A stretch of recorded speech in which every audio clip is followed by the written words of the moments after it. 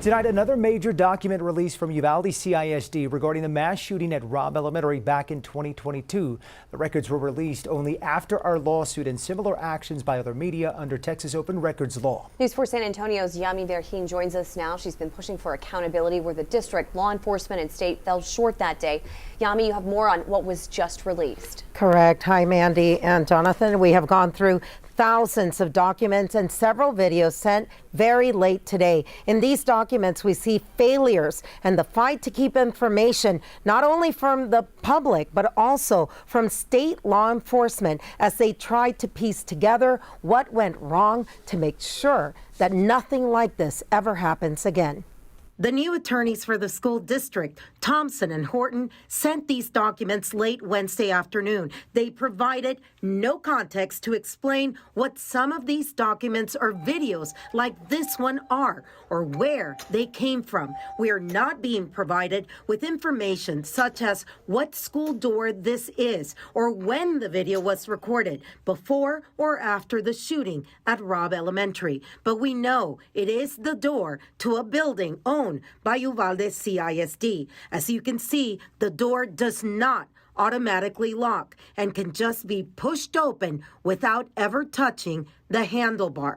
We also see in the documents that requests from state law enforcement were not being turned over immediately and were instead routed through the district's attorneys for review. Just 4 days after the shooting, Texas Rangers were already asking Uvalde CISD for maintenance records tied specifically to doors at Robb Elementary, including classrooms 111 and 112 and multiple exterior doors on the west side of the campus.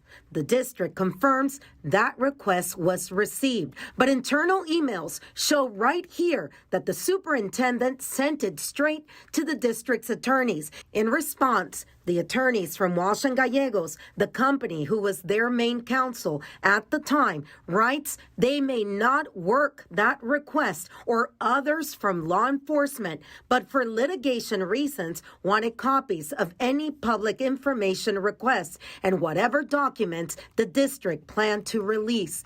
All of this was happening as investigators were still trying to understand exactly what failed inside that school.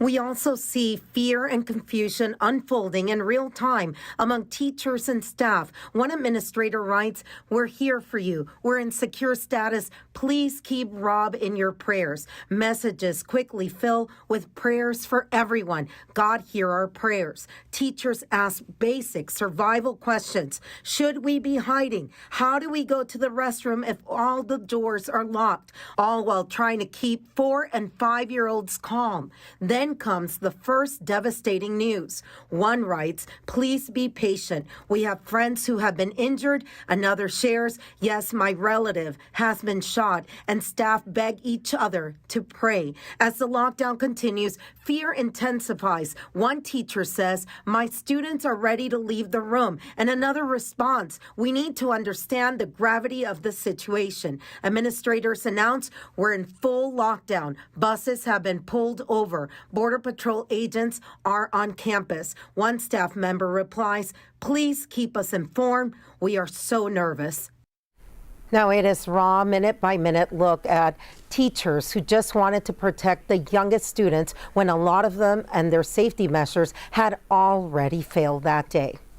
All right, Yami, what else have we not seen so far? Well, we haven't seen, for example, the payout that the superintendent received. That was Hal Harrell, who was the superintendent at the time. Now, I have to show you something. This is what we get. I hope you can pick it up on the camera. Black pages.